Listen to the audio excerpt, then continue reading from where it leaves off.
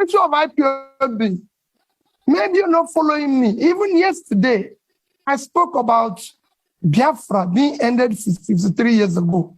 It's all over the place in this place. I condemn all agitators, but in condemning them, you have to look at what brought about these agitations all over the place. It's not only IPOB. We have Yoruba Nation movement. We have all sorts. When you have created this level of massive poverty, where 63% of your population is poor, you're going to create all sorts of problems. I was speaking to a British minister this morning. He said we have about 40% unemployment. We have about 60% youth unemployment. Young people in their productive age doing nothing. If you have 15% unemployment in Britain today, you're going to have massive, remember, agitation. Nobody will be able to leave his house. So what we have seen is a cumulative effect of leadership failure over the years, which will be solved by good governance. When people start seeing justice, fairness, and inclusive government and doing the right thing, all those things will start reversing itself. And that is what me and that is offering. I will talk and discuss with all agitators. There's nothing wrong in that. People agitate even in my house, and I talk with them. Question next time. Well, madam, you get the question. You have the strongest arm in the audience. Please introduce yourself. One question. Thank you so much. Good afternoon and welcome, sir. My name is Priscilla Winkbo, and I'm an independent broadcaster here in London. And sir, you spoke about your point number 5, which is to generate electricity and power in Nigeria. And you spoke about transmission, distribution, and generation. But I think it's fair to say that our problems with power goes beyond those 3 areas. And the main problem that I see here is this.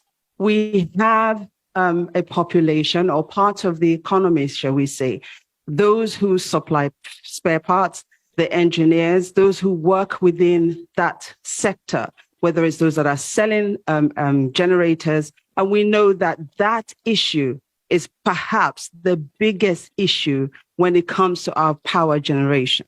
So my question here is this. How do you plan, number 1, and I'm going to take a risk here, to deal with the big boys? And how do you also plan to address that economy that will then no longer exist because you have generated power? Because I'm sure that they too will rise up against it. Thank you so much. Thank you very much. We did online have lots of questions about refining also. And so this is a key issue that people are asking question about. So the gentleman there, a bit further along. Yes, there, you, just there. Yeah. Please go ahead, introduce yourself. Thank you very much. Question. Good to see you, Peter. Paul Arkwright, I was the British High Commissioner to Nigeria from 2015 to 2018. And it's good to see you in London, sir. Thank you very much for your talk. I've now moved into private business. I'm a consultant, and I'm advising companies and funds, investors to look at Africa, to look at Nigeria, to consider investing there. And everyone agrees, I think, that FDI, foreign direct investment, is critical to the future of Nigeria. But they, at the moment, they're very cautious, and that's putting it diplomatically. If, when you become president, sir, could you tell me the sort of 3 things you would do in the first, let's say, 100 days, which would encourage, which would send the right signal to foreign investors to look again at Nigeria, not just look again at Nigeria, but to invest in Nigeria? Because as you know, I'm one of Nigeria's strongest supporters, and I think this is a country which is worth investing in. Thank you. Okay. And I will come back to this side. The gentleman just there, you sir, just there. No, behind, sorry. You're the lucky one. One question, short, please. Give your name. Good evening. It's William Owomayi, the UK's young ambassador to the Commonwealth and a member of Chatham House. You've caught Nigeria by storm in recent months with your campaign and your vision to unify Nigeria, mobilizing young people all across the country. You mentioned debt a few times in your speech. Currently, the government is repaying debt to the central bank at an interest rate of 19.5%, which is extremely high. How do you plan to support the next generation? The government is repaying the central bank debt by 19.5% interest rate. How do you plan to support the next generation by dealing with the debt repayment crisis? And also, how do you plan to deal with tackling financial transparency in Nigeria? The central bank hasn't released its balance sheet in about 3 years. Thank you. There you go, Peter. 3 questions. Let me start with my sister there. He talked about the big, what you're saying is about the big boys who are selling generators. Let me assure you what we've been campaigning on. Our campaign, you have heard them say we don't have structures. That is the structure we're trying to destroy. Structure of criminality. That is what I mentioned. Now Nigeria is being held captive. That structure is structure that impoverished Nigeria. We will dismantle it. It will not be there. I assure you of that. We're going to turn around the power sector. Nigeria generates about, today, 56,000 megawatts of electricity for 200 million people. And South Africa, the second biggest in terms of economy in the continent, 5 to 6,000, that's 5 to 6,000, sorry. South Africa, the second biggest economy, 60 million people, generates about 40 to 50,000. And South Africa, in the past 3 months, have declared emergency in power and said anybody can generate up to 100 megawatts without license.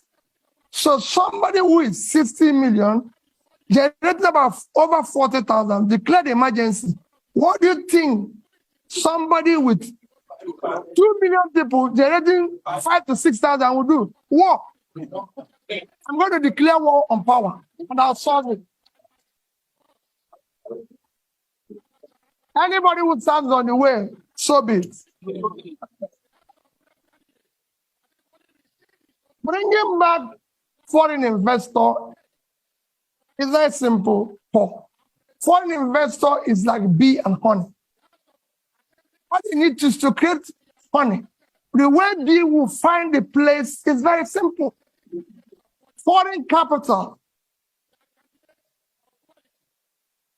is scared of corruption.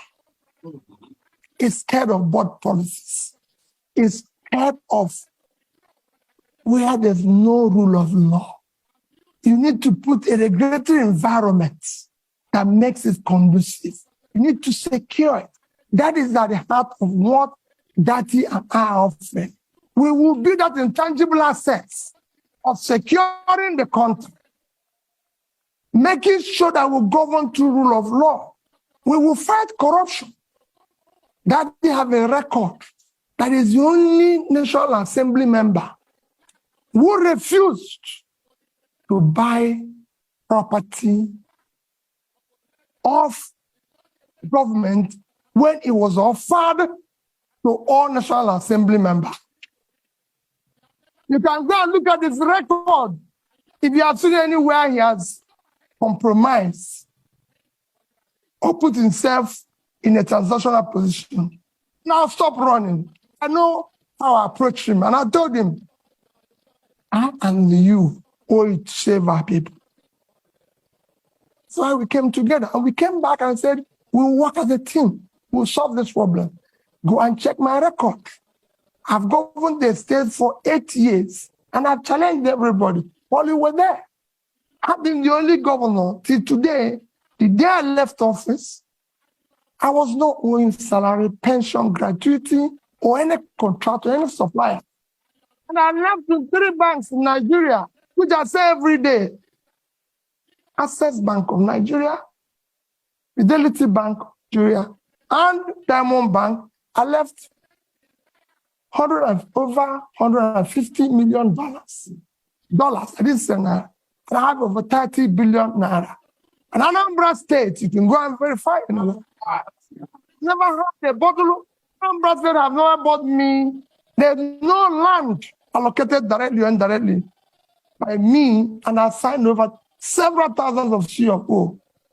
Anambra has never bought me a bottle of water since I left office. So you can go. We will fight and stop corruption. The first thing about stopping corruption is yourself. If you're not involved, your wife is not involved, your family is not involved, those around you are not involved, you reduce it by over 50%. Yeah. And that's what I'm going to do. And I'm sure, Paul, you know that. We are committed. We can't disappoint these youth. We must build a new Nigeria. And we'll deal with that. Investors will come back. Those who left, even the young people who are today living, they'll come back. We want to bring them back. Nigerians are prepared to come back if they can find that they have a country to go back to. This green passport, people must be proud to use it.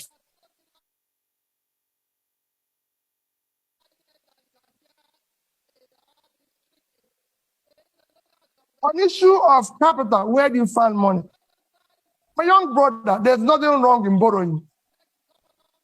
Borrowing is a legitimate way of every government I've studied in the world borrow.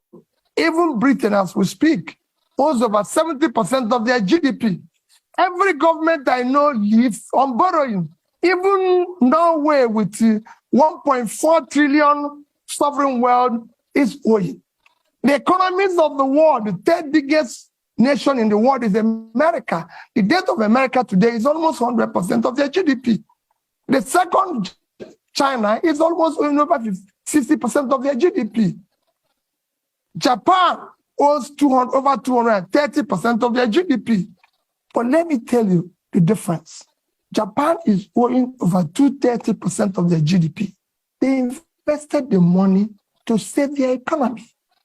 And in that, even with that, Japan is still the highest holder of US treasuries. So there's something they can fall back on. What has happened? So borrowing is not wrong.